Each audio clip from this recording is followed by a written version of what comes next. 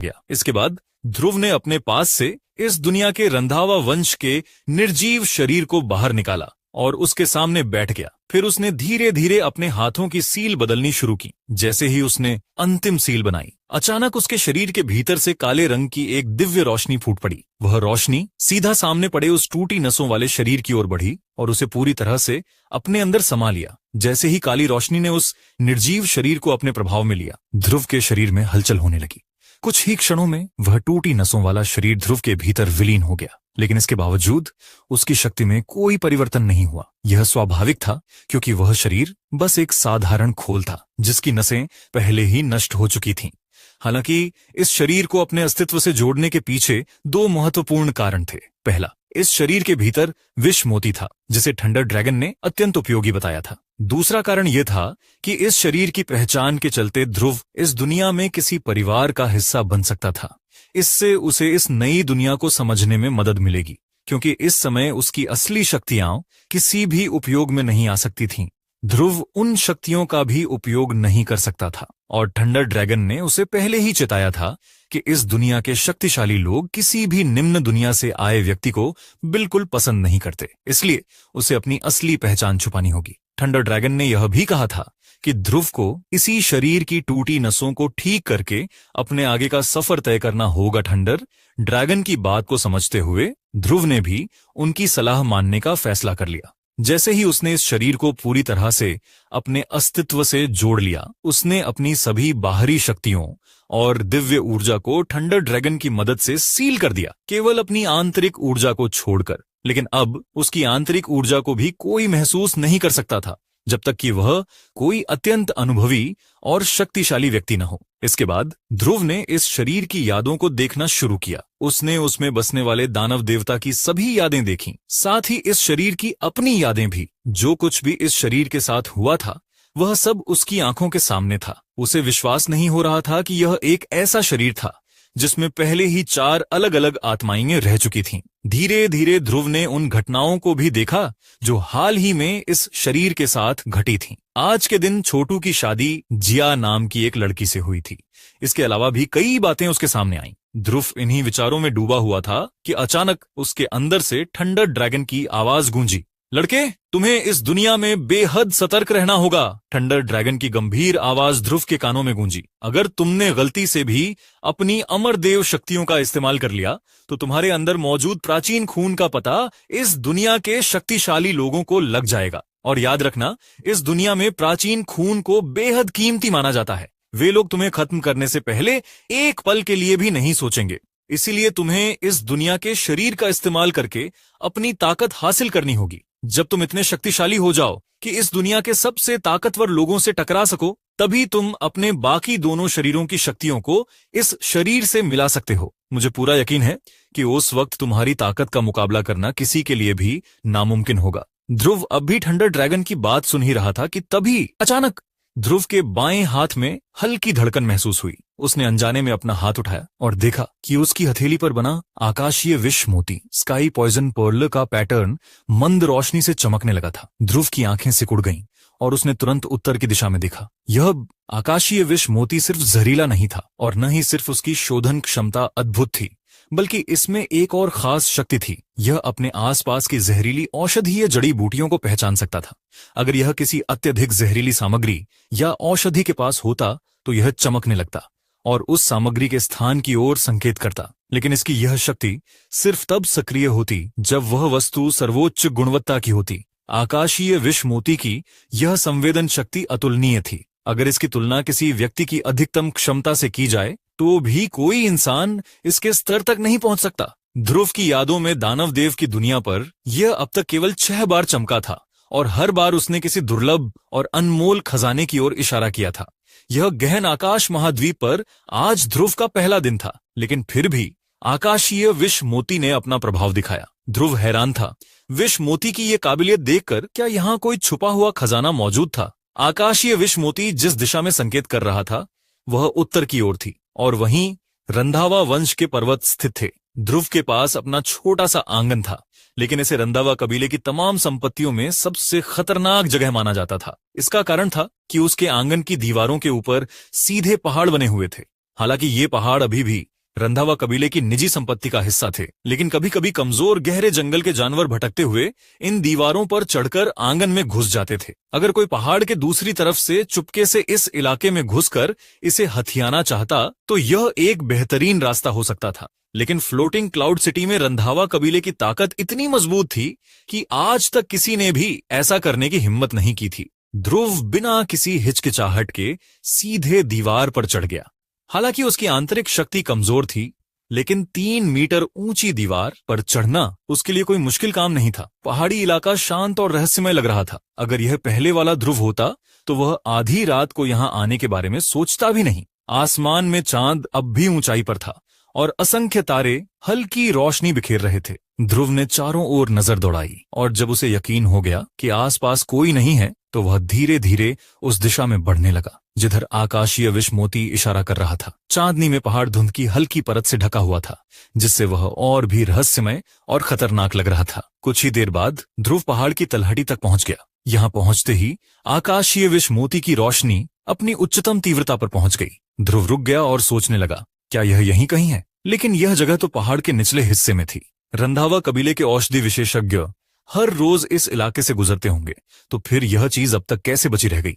अगर यह सच में कोई दुर्लभ खजाना था या फिर कोई बेहतरीन औषधि, तो अब तक किसी न किसी को मिल जानी चाहिए थी। फिर यह अब तक क्यों छिपा हुआ था? हालांकि आकाशीय विषमोती की चमक अब अपनी उच्चतम तीव्रता पर पहुंच गई थी, जिसका मतलब था कि औषधि यहां से अधिकतम 10 कदम की दूरी पर होंगी। चांदनी रात में ध्रुव के माथे पर हल्की शिकन उभर आई। उसकी आंखें सतर्कता से चारों ओर जमीन के हर कोने को बारीकी से परखने लगीं। सामान्य परिस्थितियों में जितनी अधिक कीमती कोई औषधीय जड़ी बूटी होती है, वह उतनी ही दुर्गम और खतरनाक जगहों पर उगती है। पहली नजर में पहाड़ की तलहटी का यह क्षेत्र पूरी तरह से घास फूस से ढका हुआ था। ध्रुव को शक होने लगा कि कहीं आकाशीय विषमोती की संवेदनशीलता में कोई गड़बड़ तो नहीं। जब उसकी निगाहें जमीन पर दौड़ रही थीं, तो घास के अलावा उसे कोई और जड़ी बूटी नहीं दिखी। आमतौर पर यहां किसी औषधीय पौधे की मौजूदगी की उम्मीद की जा सकती थी, लेकिन यहां तो साधारण जड़ी बूटियां तक नहीं थीं। वह हार मानने ही वाला था कि तभी उसकी नजर एक अजीब सी जगह पर पड़ी, जहां कुछ अलग तरह की वनस्पतियां मौजूद थीं। ध्रुव की अंतर्ज्ञान शक्ति अब पहले से कहीं अधिक तेज थी। उसने सिर उठाकर चारों ओर देखा और अपने भीतर अचानक उमड़ी हुई असहज भावना की ओर ध्यान दिया। यह पहली बार था जब उसने इस तरह की अनुभूति महसूस की थी। उस जगह भी बहुत सारी घास उगी हुई थी, लेकिन एक चट्टान के किनारे एक ऐसा पौधा था जो कुचला नहीं गया था। यह सामान्य नहीं था। ध्रुव धीरे धीरे चट्टान के पास पहुंचा और घास के उस छोटे से झुंड को ध्यान से देखने लगा। चारों ओर उगी हुई अन्य वनस्पतियों के बीच कुछ छोटे पौधे पूरी ताकत से जमीन में अपनी जड़ें जमाए हुए थे। उनकी जीवन शक्ति इतनी अधिक थी कि बिना किसी हस्तक्षेप के वे अपने अस्तित्व की जंग लड़ रहे थे। लेकिन उन्हीं खरपतवारों के बीच एक और भी छोटी सी दरार थी, जिसमें से 2 पतले घास के पत्ते उगे हुए थे। अगर कोई साधारण व्यक्ति होता तो वह इससे नजरअंदाज कर देता, लेकिन ध्रुव की नजरें उस पर टिक गईं। वहां उगी घास बाकी की खरपतवारों से अलग थी, बिल्कुल अलग। हल्की रात की ठंडी हवा चली, जिससे इलाके में छोटी छोटी घासें हल्की हल्की हिलने लगीं। ध्रुव की नजरें अब उस छोटे से छेद पर जम चुकी थीं। अचानक उसने घास के उन 2 पत्तों में एक विचित्र बदलाव देखा। वे एक पल के लिए प्रकट हुए और फिर बिना कोई निशान छोड़े गायब हो गए। ध्रुव की आंखें अचानक चौड़ी हो गईं और उसके भीतर उत्साह उमड़ पड़ा। योर हेम बिग। उसने जल्दी से अपनी बाईं हथेली आगे बढ़ाई, जिसमें आकाशीय विष मोती मौजूद था। हल्की हरी रोशनी फैलने लगी और उसी रोशनी में घास के वे 2 पत्ते धीरे धीरे फिर से दिखाई देने लगे। तारावरण घास। यह सच में तारावरण घास है, और वह भी 2-2। ध्रुव ने उत्साहित होकर धीमी आवाज में बुदबुदाया। उसने तुरंत उन्हें उखाड़ने के लिए अपना हाथ आगे बढ़ाया। उसी पल आकाशीय विष मोती की चमक तेज हो गई और घास के वे दोनों पत्ते पलक झपकते ही ध्रुव की हथेली में समा गए। जितनी अधिक दुर्लभ और शक्तिशाली कोई औषधीय जड़ी बूटी होती है, उतनी ही सावधानी से उसे तोड़ना पड़ता है। एक छोटी सी गलती भी उसकी औषधीय क्षमता को कम कर सकती थी या पूरी तरह से नष्ट कर सकती थी। लेकिन आकाशीय विष मोती की मौजूदगी में यह चिंता नहीं थी। इसकी ऊर्जा किसी भी औषधीय पौधे को बिना किसी नुकसान के पूरी तरह संरक्षित अवस्था में सोख सकती थी। ध्रुव ने अपनी हथेली में छिपे हुए उन 2 घास के पत्तों को देखा और उसका दिल तेजी से धड़कने लगा। उत्साह से उसकी उंगलियां तक कांप उठीं। इसे भाग्य कहना गलत होगा, ये तो किसी चमत्कार से कम नहीं। दानवदेव अपने पिछले जीवन में जब वह नील आकाश महाद्वीप पर था, तब उसने पूरी दुनिया घूमने के बावजूद सिर्फ एक तारावरण घास पाई थी। लेकिन अब इस नए जीवन में ध्रुव को पहले ही दिन इस दुनिया में दो दो मिल गईं, और वह भी अपने ही परिवार की पहाड़ियों के पीछे। इस घास की खासियत थी कि यह साधारण खरपतवारों जैसी दिखती थी। कोई इसे पहचानना तो दूर, उनमें फर्क भी नहीं कर सकता था। लेकिन इसकी सबसे अनोखी क्षमता थी, यह खुद को अदृश्य कर सकती थी। यही वजह थी कि इसे ढूंढना लगभग नामुमकिन था। आचार्य विदुर ने एक बार बताया था कि तारावरण घास धरती का एक दुर्लभ खजाना है, और इसकी पहचान करने वाले लोग भी इस दुनिया में 5 से ज्यादा नहीं थे। लेकिन वो भी इस अनमोल जड़ी बूटी को पूरी तरह शुद्ध करने और इसके असली गुणों को जागृत करने की शक्ति नहीं रखते थे। मगर इस दुनिया में विष मोती की शक्ति ऐसा आसानी से कर सकती थी। यह तो सच में भाग्य की कृपा है जो मेरी मदद कर रही है। तारावरण घास के ये 2 पत्ते मेरे लिए एक अनमोल तुरुप का इक्का है। ध्रुव ने उत्साहित होकर खुद से कहा, अगर मैं इन्हें तारावरण गोलियों में बदल दूं तो मेरी सुरक्षा पक्की हो जाएगी। फिर चाहे मुझे किसी से लड़ना पड़े या कोई खतरा हो, मैं जो चाहूं। और नाजुक, उसकी हर एक विशेषता इतनी सुंदर थी कि मानो प्रकृति ने खुद उसे पूर्णता के साथ गढ़ा हो। ध्रुव को उस लड़की की सुंदरता का वर्णन करने के लिए कोई शब्द नहीं सूझ रहे थे।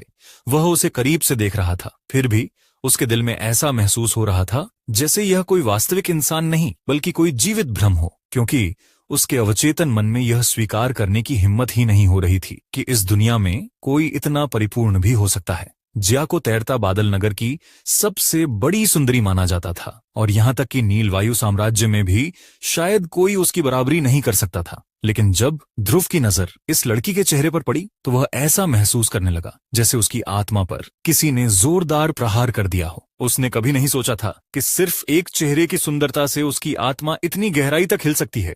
वह लड़की अभी सिर्फ 12-13 साल की लग रही थी। अगर वह जिया जितनी उम्र की हो जाती तो कल्पना करना भी असंभव था कि वह कितनी अद्भुत दिखती। शायद तब सिर्फ उसकी एक मुस्कान से ही दुनिया में अराजकता मच सकती थी। लेकिन इतनी अप्रतिम सुंदरता वाली लड़की एक ऐसे जहर से मारी गई जिसे ध्रुव जैसे विश्व विशेषज्ञ ने पहले कभी नहीं देखा था, और वह भी ध्रुव के कबीले की जमीन पर।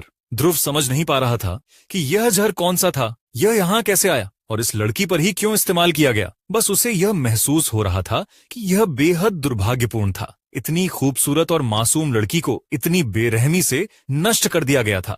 आखिर किस तरह के निर्दयी लोग होंगे जिन्होंने इतनी सुंदर लड़की को मार डालने की हिम्मत की होगी। ध्रुव ने अपने आसपास की जली हुई काली घास और राख में बदली जमीन को देखा। एक पल के लिए वह झिझका, लेकिन फिर भी उसने अपना बायां हाथ आगे बढ़ाया और लड़की की ठंडी छाती पर रख दिया। आकाशीय विष मोती ने तुरंत काम करना शुरू कर दिया और लड़की के शरीर में फैले जहर को धीरे धीरे सोखने लगा। यह ध्रुव के कबीले के पीछे का पहाड़ी इलाका था। उस जहर की ताकत को देखते हुए अगर यह फैलता तो पूरा पहाड़ बंजर और मृत हो जाता। हालांकि आकाशीय विष मोती की शक्ति पहले जैसी नहीं रही थी, फिर भी इसमें जहर को नष्ट करने की क्षमता बाकी थी। ध्रुव की हथेली में बसी शक्ति धीरे धीरे लड़की के अंदर जहर को बेअसर करने लगी। उसकी हथेली हल्की हल्की चमक रही थी और उस लड़की के शरीर में जहर का प्रभाव कम होने लगा। कुछ ही पलों बाद ध्रुव को अचानक महसूस हुआ कि लड़की की छाती धीरे धीरे ऊपर नीचे हो रही है, और फिर उसने देखा कि लड़की धीरे धीरे अपनी आंखें खोल रही थी। एक एक करके लड़की की आंखें बेहद रहस्यमयी थीं, गहरी, काली और इतनी चमकदार कि उनमें देखते ही ध्रुव को ऐसा महसूस हुआ जैसे वह किसी अंधेरी गहरी खाई में गिर रहा हो। एक पल के लिए उसे डर का एहसास हुआ, मानो कोई अनजानी ताकत उसकी आत्मा को जकड़ रही हो। यह वही लड़की थी जो कुछ देर पहले तक निर्जीव और ठंडी पड़ी थी, और अब उसकी आंखें खुल चुकी थीं। लड़की ने धीरे धीरे अपना हाथ बढ़ाया और ध्रुव की कलाई कसकर पकड़ ली। ध्रुव अभी भी सदमे में था, लेकिन इससे पहले कि वह कुछ बोल पाता, लड़की के सूखे होंठ धीरे धीरे हिले और एक बेहद धीमी लेकिन स्पष्ट आवाज निकली, आकाश विशु मोती। ध्रुव के पूरे शरीर में एक झटके की तरह कंपन दौड़ गई। क्या? उसकी आंखें आश्चर्य से फैल गईं। आकाश, ये विषमोती, ये एक ऐसी चीज थी जिसे दानव देव अपनी पिछली दुनिया नीले आकाश महाद्वीप से यहाँ लाया था। यह इस महाद्वीप में मौजूद नहीं थी, फिर भी इस लड़की ने इसका नाम कैसे ले लिया? क्या उसने सही सुना या फिर यह सिर्फ एक संयोग था? ध्रुव ने धीरे से अपना मुंह खोला। छोटी लड़की, तुम ध्रुव की दर्द भरी कराह सुनते ही लड़की ने अचानक उसके बाएं हाथ की उंगली को जोर से काट लिया। ध्रुव की आंखें चौड़ी हो गईं और वह दर्द से तड़प उठा। उसकी 2 उंगलियों से खून बहने लगा जो सीधा लड़की के मुंह में जा रहा था। एक भी बूंद जमीन पर नहीं गिरी। घबराकर ध्रुव ने अपना हाथ पीछे खींचने की कोशिश की, लेकिन लड़की की पकड़ लोहे जैसी मजबूत थी। उसका बर्फ जैसा सफेद हाथ देखने में भले ही नाजुक लग रहा था, लेकिन उसने इतनी जोर से पकड़ रखा था कि ध्रुव अपनी पूरी ताकत लगाने के बाद भी खुद को छुड़ा नहीं पा रहा था। धीरे धीरे उसका चेहरा भय से सफेद पड़ने लगा। ये लड़की मेरा खून पी रही है। लड़की की काली रहस्यमयी आंखें अब बंद थीं और वह लालच से उसकी उंगली को चूस रही थी, बिल्कुल वैसे जैसे कोई बच्चा दूध पीता है। ये लड़की आखिर है कौन? इतना जहरीला होने के बावजूद वह उसे अपनी पकड़ से छुड़ाने में पूरी तरह से असमर्थ छोड़ चुकी थी। ध्रुव ने खुद को छुड़ाने की पूरी कोशिश की, लेकिन जब कई बार कोशिश करने के बाद भी वह नाकाम रहा तो उसे हार माननी पड़ी। अब वह बस असहाय होकर देख सकता था कि लड़की किस तरह उसकी उंगली से खून खींच रही थी। ध्रुव का ये शरीर पहले से ही कमजोर पैदा हुआ था और अब लगातार खून बहने की वजह से उसकी आंखों के आगे अंधेरा छाने लगा। अगर ये यूं ही चलता रहा तो मैं बेहोश हो जाऊंगा। तभी अचानक उसकी उंगली का दर्द गायब हो गया। लड़की ने धीरे धीरे उसकी कलाई पर अपनी पकड़ ढीली कर दी और उसका सफेद नाजुक हाथ नीचे गिर गया। ध्रुव कुछ कदम पीछे हटा और उस रहस्यमयी लड़की को देखने लगा, जो कुछ पल पहले तक उसका खून चूस रही थी, लेकिन अब वह एकदम शांत थी, बिल्कुल वैसे ही जैसे जब उसने उसे पहली बार देखा था। उसकी आंखें बंद थीं, शरीर निश्चल पड़ा था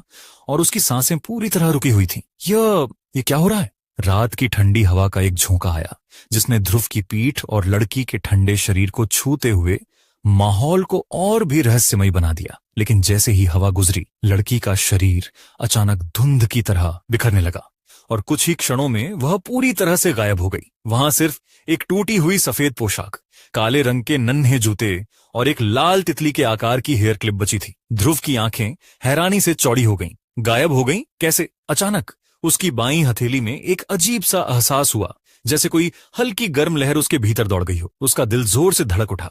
उसने अपनी आंखें बंद की और ध्यान केंद्रित करके अपनी आध्यात्मिक शक्ति को आकाशीय झर मोती के भीतर भेज दिया। आकाशीय झर मोती के अंदर का स्थान हरे रंग की एक रहस्यमयी जगह जैसा था, जो पूरी तरह खाली पड़ा था। लेकिन इस बार जब उसने ध्यान से देखा तो उसके सामने एक लड़की का शरीर हवा में तैरता दिखा, बिल्कुल बर्फ जैसी सफेद और शांत। ध्रुव की आंखें अविश्वास से फैल गईं। ये वही लड़की है, लेकिन इस बार एक चीज अलग थी। अब उसके शरीर पर कपड़ों का एक भी धागा नहीं था। ध्रुव का चेहरा सुर्ख हो गया और उसने तुरंत अपने हाथ से अपनी आंख ढक ली। हे भगवान! ये पहली बार था जब वह इस तरह की स्थिति में पड़ा था। लड़की की आंखें कसकर बंद थीं और उसका चेहरा बर्फ की तरह ठंडा और शांत था। उसके लंबे खूनी लाल बाल हवा में बिना किसी हलचल के लहराते हुए उसके पीछे गिर रहे थे। उसकी त्वचा दूध जैसी सफेद और कोमल थी, मानो किसी शिशु की नाजुक त्वचा हो। उसके चेहरे की बनावट इतनी साफ और निर्दोष थी कि मानो वह किसी सपने की तरह हो। उसकी पतली कमर, सीधी टांगें और हल्की गुलाबी आभा वाली त्वचा उसे किसी जेड की मूर्ति जैसा प्रतीत करा रही थी। हालांकि वह देखने में छोटी लग रही थी, लेकिन उसका शरीर आधा विकसित हो चुका था। उसका ऊपरी हिस्सा नाजुक लेकिन आकर्षक था और उसकी भौहें पंखों की तरह झुकी हुई थीं। उसकी मौजूदगी में एक ऐसा रहस्यमय आकर्षण था जो किसी को भी मंत्रमुग्ध कर सकता था। ध्रुव ने झटके से अपनी नजरें हटा लीं और गहरी सांस ली। उसने अपनी नाक को हल्के से पकड़ा और दूसरी तरफ मुड़ गया। ये क्या हो रहा है? उसका दिल तेजी से धड़कने लगा। उसने कपड़े क्यों नहीं पहने हैं? नहीं, ये मुख्य समस्या नहीं है। लड़की पहले ही हवा में घुलकर गायब हो चुकी थी, तो फिर वह अचानक आकाशीय झर मोती के भीतर कैसे प्रकट हो गई? आकाशीय झर मोती पूरी तरह से उसके शरीर से जुड़ा हुआ था और केवल वही इसे नियंत्रित कर सकता था। तो फिर वह उसकी अनुमति के बिना वहां कैसे आ सकती थी? क्या यह इसलिए हुआ क्योंकि उसने मेरा खून चूसा था? ध्रुव का दिमाग पूरी तरह उलझ चुका था। उसके पास अपने खुद को मिलाकर 3 जन्मों का ज्ञान और अनुभव था, लेकिन यह घटना उसके लिए बिल्कुल नई और अकल्पनीय थी। वह जितना सोचने की कोशिश कर रहा था, उतना ही और उलझता जा रहा था। आखिर यह सब क्या था? ध्रुव ने आकाशीय झर मोती से अपनी चेतना वापस खींची और जमीन पर पड़े लड़की के कपड़े उठाए। उनमें जहर के हल्के निशान थे, जिसे उसने अपनी ऊर्जा से शुद्ध कर दिया। फिर बिना देरी किए उसने उन कपड़ों को आकाशीय झर मोती में भेज दिया और लड़की के शरीर को ढक दिया। ऐसा करते ही उसने राहत की एक हल्की सांस ली। ये लड़की आखिर कौन है? वह यहाँ क्यों आई? उसने मेरा खून क्यों चूसा? उसे आकाशीय झर मोती के बारे में कैसे पता चला और वह इसके अंदर कैसे आ गई? इन सवालों का कोई जवाब ध्रुव के पास नहीं था। ध्रुव अभी उस लड़की के बारे में सोच ही रहा था कि तभी उसके शरीर से थंडर ड्रैगन धीरे धीरे बाहर आया, जैसे उसे डर हो कि कोई उसे देख न ले। उसने हल्की कांपती आवाज में कहा, लड़के, मुझे लगता है कि कुछ समय तक तुम्हारी दुनिया की रक्षा करनी चाहिए। जब तुम पर्याप्त शक्तिशाली हो जाओगे तब मैं यह जिम्मेदारी तुम्हें सौंप दूंगा। ड्रैगन का स्वर शांत था, लेकिन उसमें एक अजीब सा डर भी झलक रहा था। ध्रुव ने यह सुनते ही तुरंत उससे पूछा, अभी तक तुम कहाँ थे? क्या तुमने उस लड़की को देखा? तुम्हें पता है वह कौन है और वह अचानक मेरे विष मोती में कैसे चली गई? ध्रुव के सवाल सुनते ही थंडर ड्रैगन के मुंह से घबराहट में एक नाम निकला, परिधानी। लेकिन यह नाम लेते ही उसके पूरे शरीर में एक अजीब सी सिहरन दौड़ गई। वह हड़बड़ाकर बोला, अब मैं चलता हूं, हम फिर मिलेंगे, तुम्हें आगे सब पता चल जाएगा। लेकिन घबराओ मत, ये लड़की तुम्हें कोई नुकसान नहीं पहुंचाएगी, इसलिए तुम सुरक्षित हो। इतना कहकर थंडर ड्रैगन अचानक वहां से जाने लगा। उसे इस तरह घबराकर भागते देख ध्रुव समझ गया कि वह इस लड़की से बुरी तरह डर गया है। अगले ही पल ड्रैगन ने एक दरार खोली और तेजी से उसमें समा गया। ध्रुव बस उसे जाते हुए देखता रह गया। फिर उसकी नजर अपने भीतर गई, उस लड़की पर जो अभी भी वहां थी। वो चुपचाप लड़की को देखता रहा, उसकी हर हलचल को समझने की कोशिश करता रहा। फिर उसने धीरे से अपना हाथ बढ़ाया और उसके होंठों को हल्के से छुआ। पहले की तरह वे ठंडे नहीं थे, इस बार उसकी उंगलियों को हल्की गर्माहट महसूस हुई। साथ ही उसे लड़की की धीमी सांसें भी महसूस हुईं। वह जिंदा है। ध्रुव को थोड़ी राहत मिली। उसने धीरे से लड़की को पुकारा, छोटी बहन, पर कोई जवाब नहीं आया। अगर यह लड़की परी जैसी सुंदर न होती, बल्कि इतनी भयानक दिखती कि कोई एक बार देखकर ही डर जाए, तो ध्रुव जरूर उसे आकाशीय झर मोती से बाहर फेंक देता। लेकिन यह लड़की न केवल रहस्यमय थी, बल्कि उसने अभी अभी उसकी उंगली को काटकर उसका खून चूसा था, जिससे उसका शरीर ठंडे पसीने से भीग गया था। उसका यूं अचानक आकाशीय झर मोती के भीतर प्रकट होना भी किसी रहस्य से कम नहीं था। फिर भी जब ध्रुव ने उसे देखा तो डरने के बजाय उसके भीतर अजीब सी दया जाग उठी। क्यों? क्या यह इसलिए था क्योंकि वह इतनी सुंदर थी? शायद यह सिर्फ इंसान की स्वाभाविक प्रवृत्ति थी। सुंदरता का आकर्षण इतना गहरा था कि कभी कभी यह सबसे बुरे डर को भी पीछे छोड़ देता था। ध्रुव ने बहुत देर तक लड़की को पुकारा, लेकिन कोई जवाब बिखरने लगा और कुछ ही क्षणों में वह पूरी तरह से गायब हो गई। वहां सिर्फ एक टूटी हुई सफेद पोशाक, काले रंग के नन्हे जूते और एक लाल तितली के आकार की हेयर क्लिप बची थी। ध्रुव की आंखें हैरानी से चौड़ी हो गईं। गायब हो गई? कैसे? अचानक उसकी बाईं हथेली में एक अजीब सा एहसास हुआ, जैसे कोई हल्की गर्म लहर उसके भीतर दौड़ गई हो। उसका दिल जोर से धड़क उठा। उसने अपनी आंखें बंद की और ध्यान केंद्रित करके अपनी आध्यात्मिक शक्ति को आकाशीय झर मोती के भीतर भेज दिया। आकाशीय झर मोती के अंदर का स्थान हरे रंग की एक रहस्यमयी जगह जैसा था, जो पूरी तरह खाली पड़ा था। लेकिन इस बार जब उसने ध्यान से देखा तो उसके सामने एक लड़की का शरीर हवा में तैरता दिखा, बिल्कुल बर्फ जैसी सफेद और शांत। ध्रुव की आंखें अविश्वास से फैल गईं। ये वही लड़की है, लेकिन इस बार एक चीज अलग थी। अब उसके शरीर पर कपड़ों का एक भी धागा नहीं था। ध्रुव का चेहरा सुर्ख हो गया और उसने तुरंत अपने हाथ से अपनी आंख ढक ली। हे भगवान! ये पहली बार था जब वह इस तरह की स्थिति में पड़ा था। लड़की की आंखें कसकर बंद थीं और उसका चेहरा बर्फ की तरह ठंडा और शांत था। उसके लंबे खूनी लाल बाल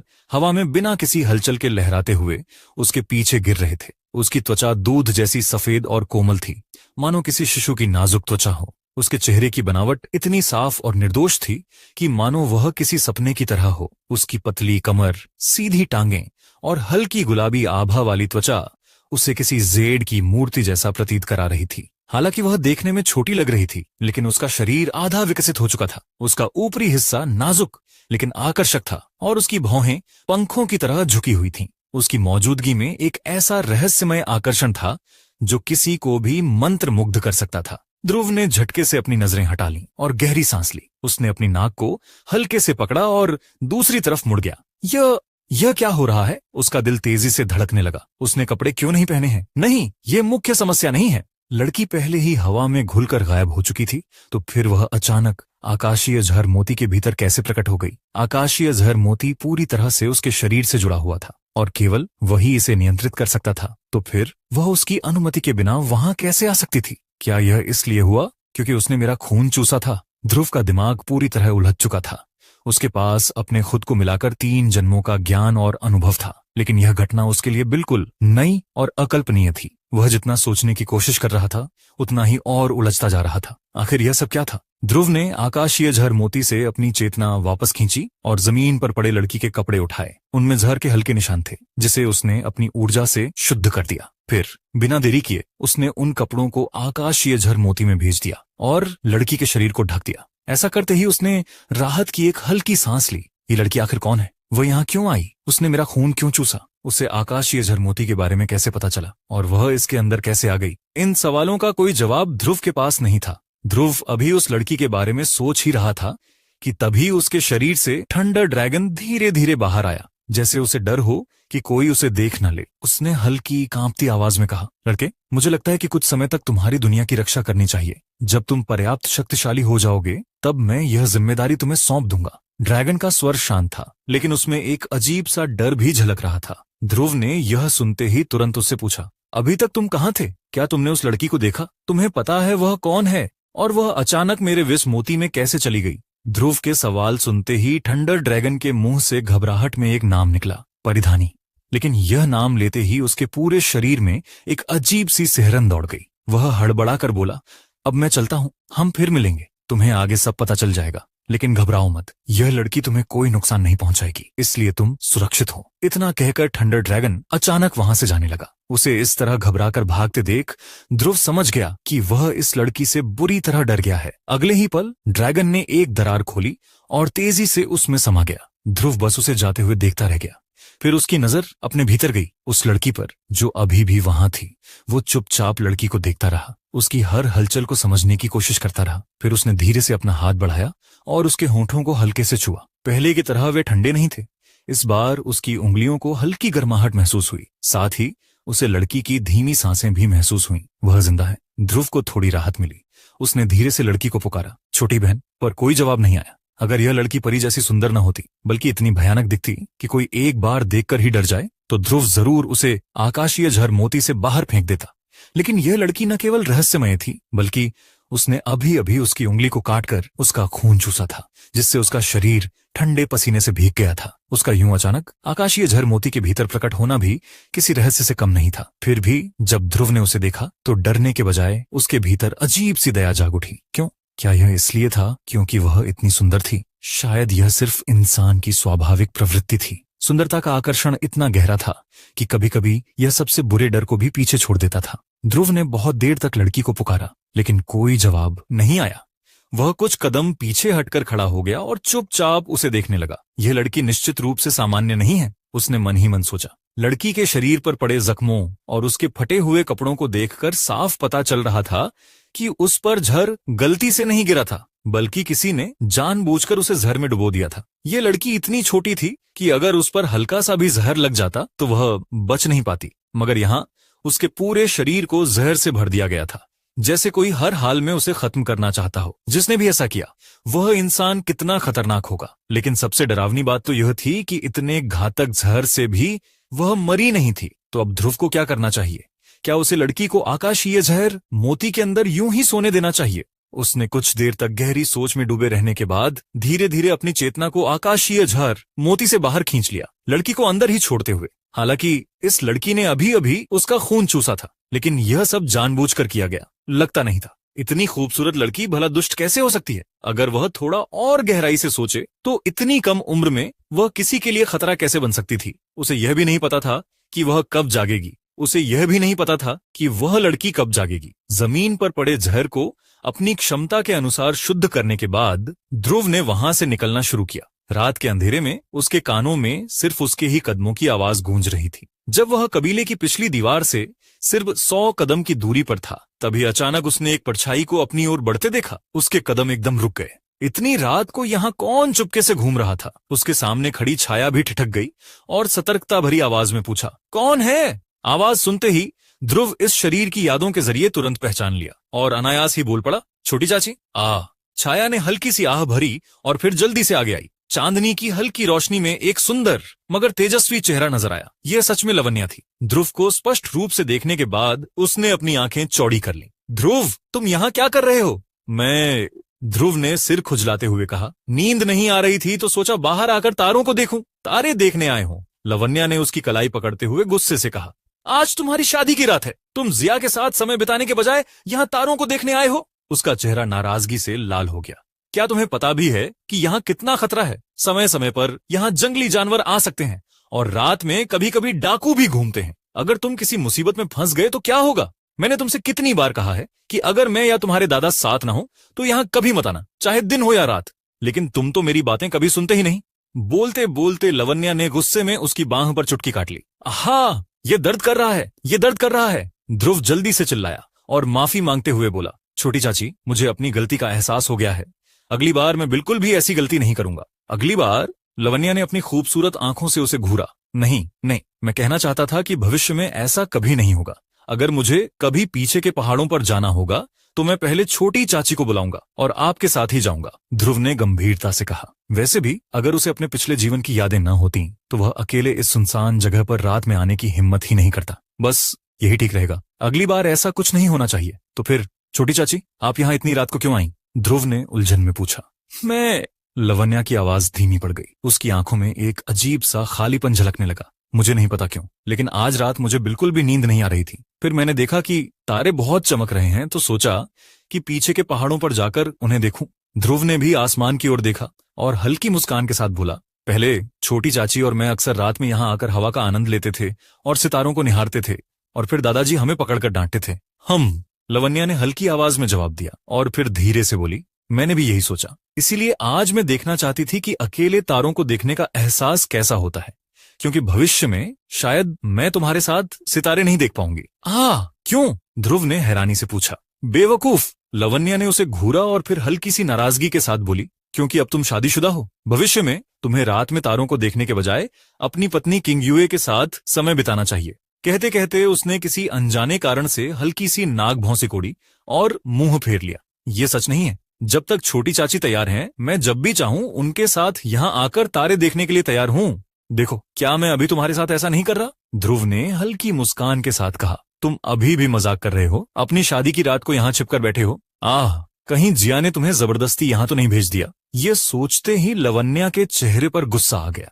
उसने पैर पटके और तेज आवाज में बोली, ये बहुत ज्यादा हो गया। मैं अभी जाकर उससे बात करती हूँ। तुम्हें उसकी चिंता करने की जरूरत नहीं है। ध्रुव ने झट से लवन्या का हाथ पकड़ लिया और हल्की मुस्कान के साथ बोला, उसने मुझे यहाँ आने के लिए मजबूर नहीं किया, मैं खुद ही आया हूँ।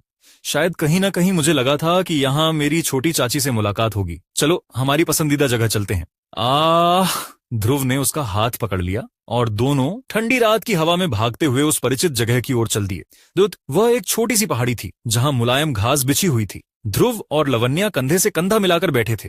हल्की ठंडी हवा उनके चेहरे को छू रही थी और दोनों ही उस शांति का आनंद ले रहे थे। मैंने सोचा था कि तुम्हारी शादी के बाद मैं तुम्हें हमेशा के लिए खो दूंगी। जिया बहुत खूबसूरत है, हर मायने में मुझसे बेहतर। मुझे डर था कि जब वह तुम्हारी जिंदगी में आ जाएगी तो तुम हमेशा उसके साथ रहोगे और फिर मेरे पास तुम्हारे साथ बिताने के लिए समय नहीं बचेगा। रात के आसमान को देखते हुए लवन्या की आंखों में एक अलग ही चमक थी जो उन सितारों से भी ज्यादा तेज थी। छोटी चाची को तो मेरी बातों पर जरा भी यकीन नहीं हुआ। ध्रुव ने हल्की सी कड़वाहट के साथ कहा, मैंने सुबह साफ साफ कहा था कि मेरे दिल में 100 जिया भी छोटी चाची के बराबर नहीं हो सकती। छोटी चाची ने मुझसे रुको नहीं, मेरे साथ एक वादा किया था, मुझे अच्छे से याद है और मैं पूरी तरह से उसका पालन करूंगा। जिया से शादी करने के बाद भी मैं छोटी चाची को नहीं भूलूंगा, सिर्फ इसलिए कि मेरी पत्नी आ गई है। मैं पहले की तरह ही छोटी चाची के साथ उतना ही समय बिताऊंगा। जब भी छोटी चाची बुलाएंगी मैं तुरंत पहुंच जाऊंगा। और आखिर में भले ही जिया मेरी पत्नी है, लेकिन मेरे दिल में वह कभी भी छोटी चाची से ज्यादा अहमियत नहीं रखेगी।